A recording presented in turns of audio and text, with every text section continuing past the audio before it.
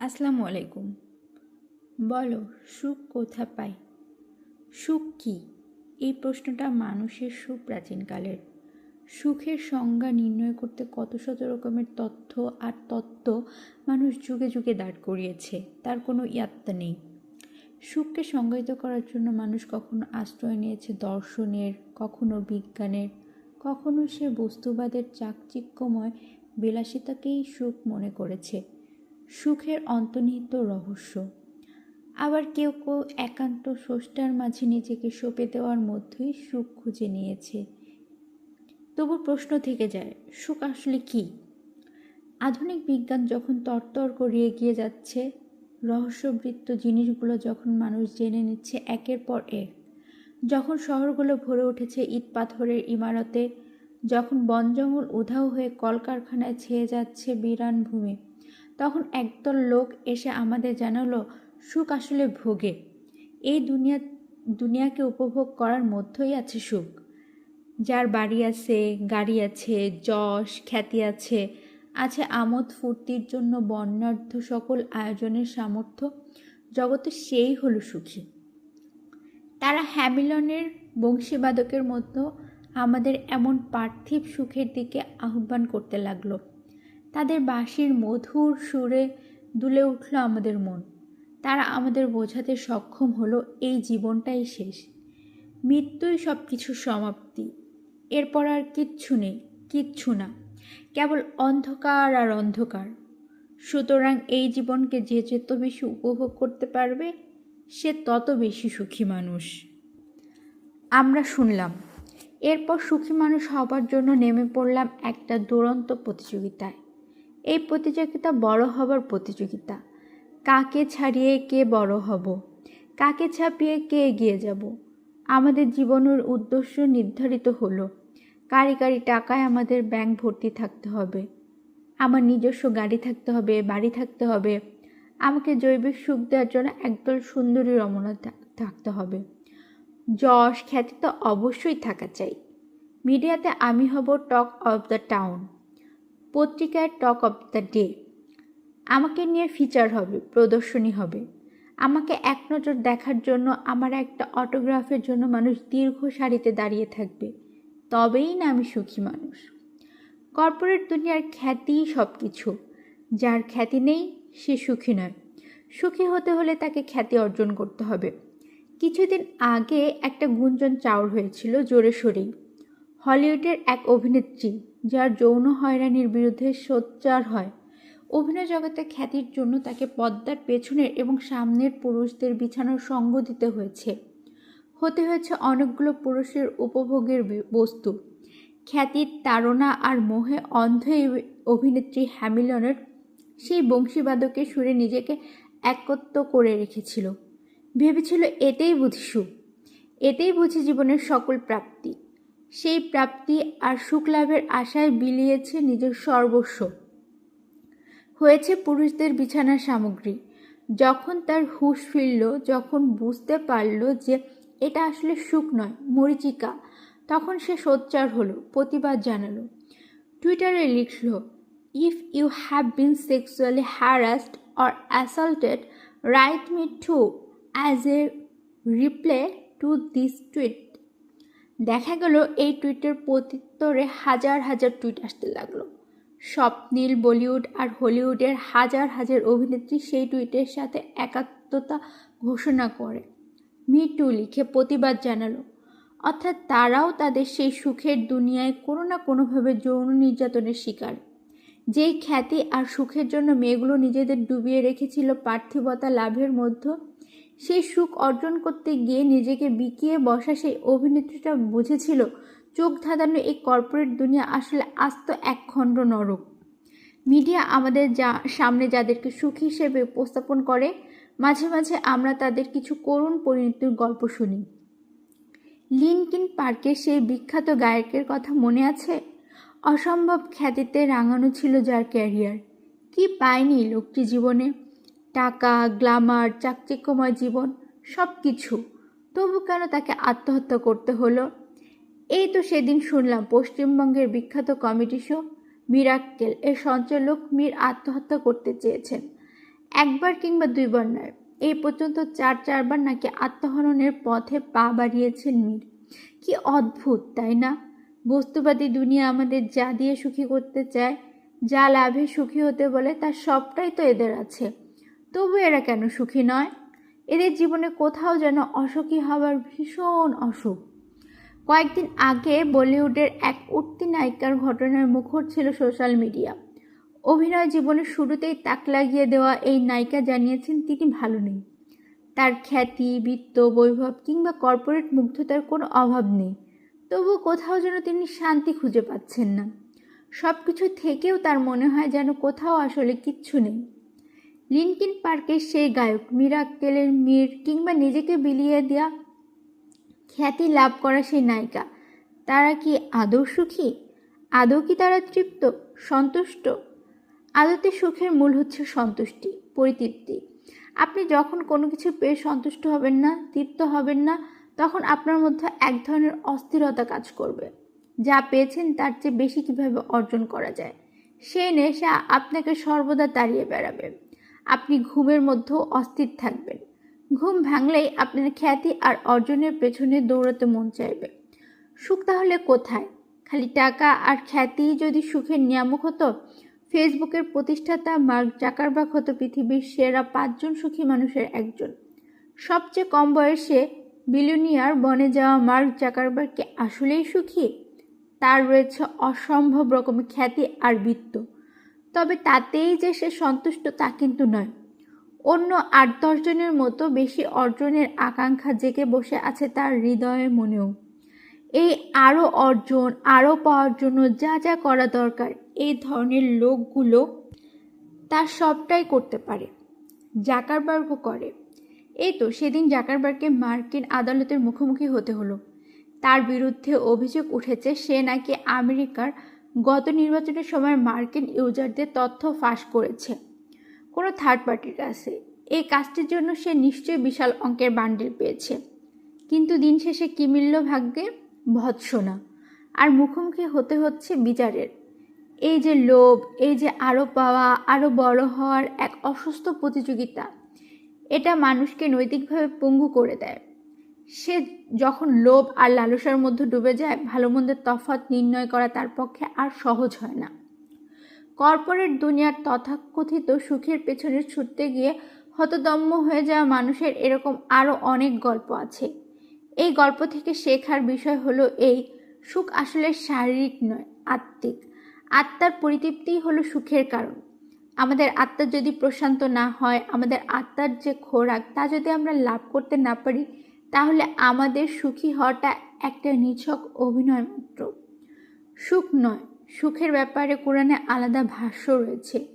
কোরআন সুখকে অর্থ, বিত্ত কিংবা দুনিয়ার চাকচিক্য দ্বারা সংজ্ঞায়িত করেনি, বরং কোরআন সুখ বলতে বুঝিয়েছে আল্লাহর নিকট নিজেকে একান্ত সঁপে দেওয়াকে। সুখ মানে হলো অন্তরের প্রশান্তি, অন্তরের স্থিরতা। অন্তর যখন প্রশান্ত, প্রফুল্ল থাকে, তখন একজন মানুষ সুখী হয়। যদি অন্তর বিষাদগ্রস্ত থাকে, অন্তরে যদি ভর করে দুঃখের কালো মেঘ, তাহলে একজন মানুষের জীবনটা দুঃখ, কষ্ট আর হতাশায় পর্যবসিত হয়।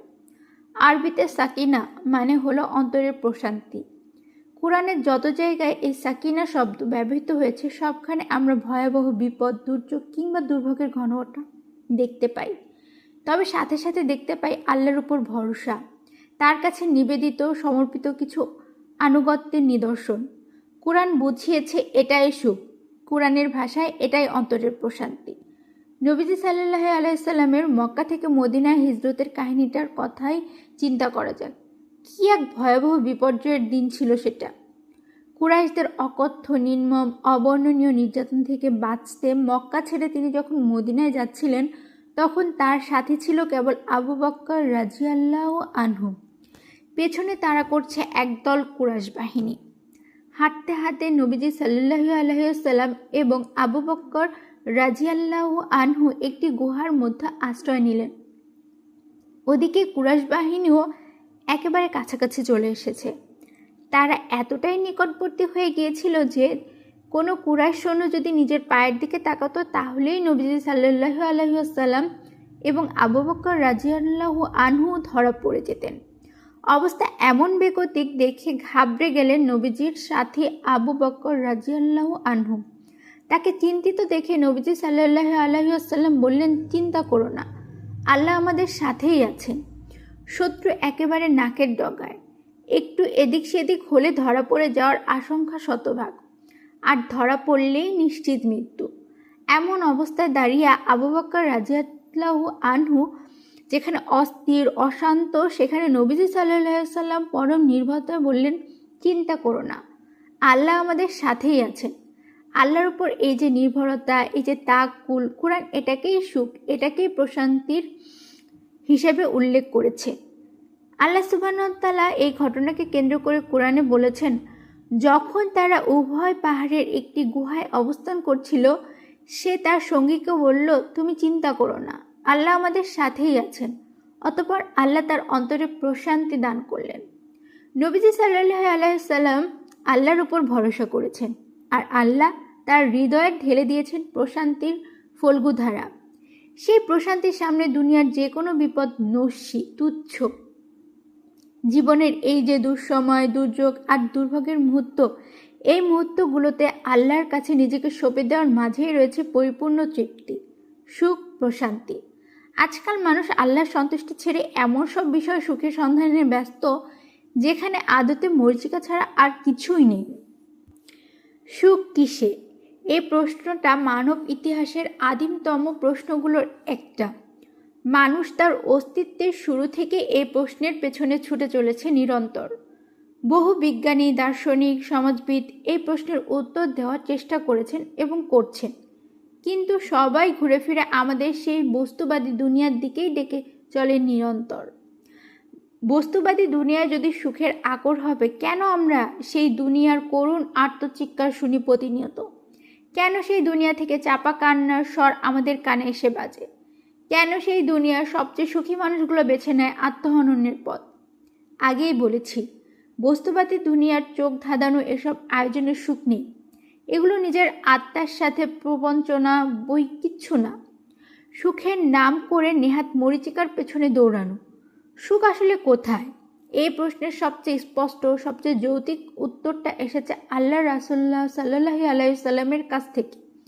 তিনি বলেছেন, মানুষের শরীরে এমন একটি মাংসপিণ্ড আছে যেটা সুস্থ থাকলে মানুষের সারা শরীর সুস্থ থাকে, আবার যেটা অসুস্থ হলে মানুষের সারা শরীর অসুস্থ হয়ে পড়ে, আর তা হলো অন্তর। কোন সেই মাংসপিণ্ড?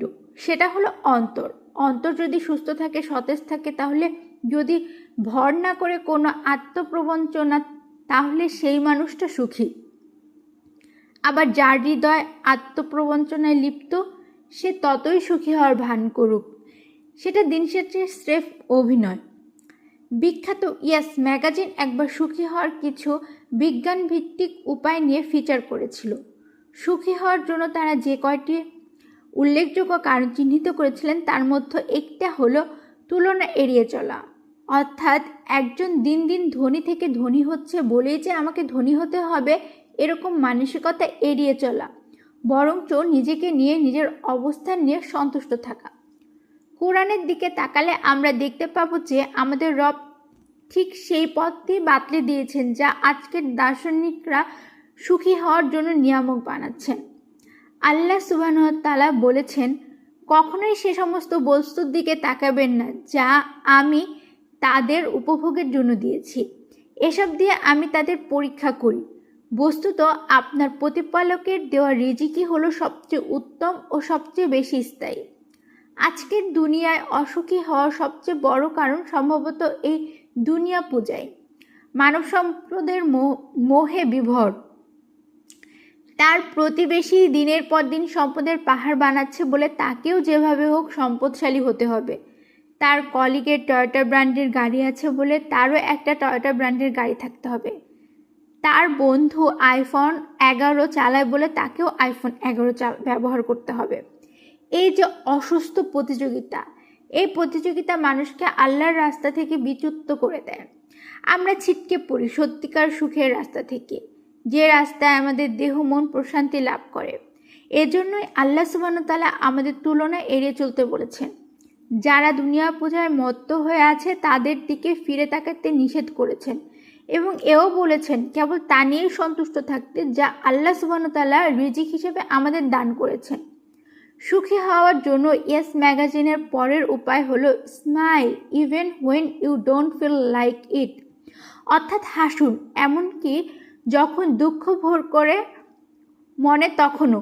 যারা হাসতে পারে তাদের প্রচণ্ড আশাবাদী মানুষ হিসেবে দেখা হয়, তাদের মনের মধ্যে সবসময় একটা আশার আলো জ্বলজ্বল করে। রাসূলুল্লাহ সাল্লাল্লাহু আলাইহি সাল্লাম বলেছেন, কোনো ভালো কাজকে ছোট মনে করো না, এমনকি যদি সেটা তোমার ভাইয়ের সাথে হাসি মুখে কথা বলাও হয়। জারির ইবনু আবদুল্লাহ আল বাজালি রাদিয়াল্লাহু আনহা বলেছেন, যেদিন থেকে আমি ইসলামের দাখিল হই সেদিন থেকে এমন কোনো দিন নবীজি সাল্লাল্লাহু আলাইহি সাল্লামের সাথে আমার সাক্ষাৎ হয়নি যখন তার মুখে হাসি ছিল না।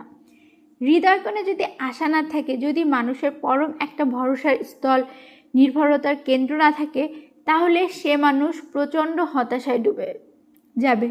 আমরা যদি জীবনের প্রতিকূলতার কথা চিন্তা করি তাহলে নবীজির জীবনই আমাদের সামনে সবচাইতে বড় উদাহরণ। মানব জীবনে এমন কোনো বিপদ নেই, এমন কোনো দুর্যোগ নেই যা নবীজি সাল্লাল্লাহু আলাইহি সাল্লামের জীবনে নেমে আসেনি।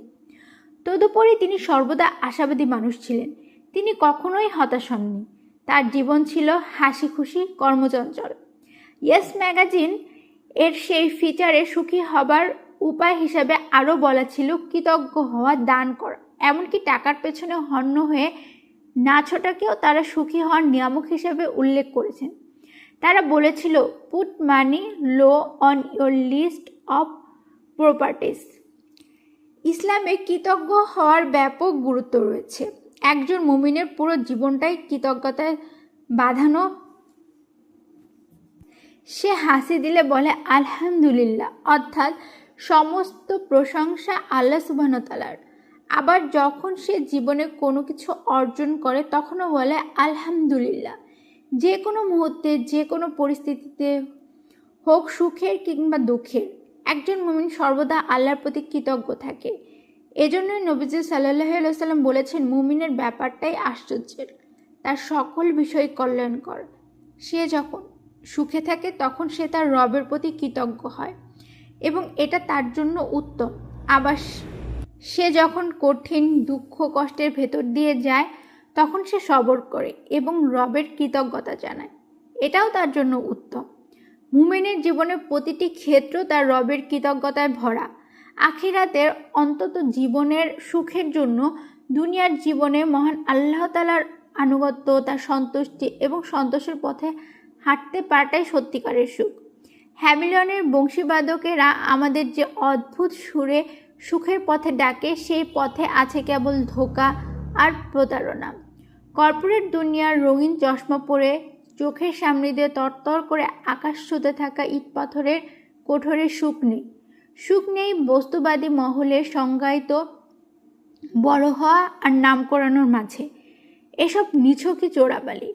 খাদের কিনারায় পা ফসকালে যেমন তলিয়ে যেতে হয় অতল গহ্বরে, এই দুনিয়া ঠিক তেমনই, পা ফসকালেই বিপদ। কোরআনের ভাষায় এই দুনিয়ার জীবন নিছক খেলতামাশা ছাড়া আর কিছুই না। আপনার রব জানাচ্ছেন এই দুনিয়া হলো নিছক খেলতামাশার ক্ষেত্র, একটা ধোঁয়াশা, একটা কূপ, একটা ফাঁদ। এখানে যা সুখ বলে ধরা হয় তা আসলে মরীচিকা। সুখ তো নিহিত আছে স্রষ্টার আনুগত্যে। এই কঠিন এবং অপ্রিয় সত্য যারা বুঝেছে তারাই পেয়েছে সত্যিকারের সুখের সন্ধান। সুখ তো কৃতজ্ঞতার অশ্রুতে, সুখ আছে আনুগত্যে মাথা নেওয়ানেতে, সুখ আছে বান্দার নিরহ আকুল ফরিয়াদে।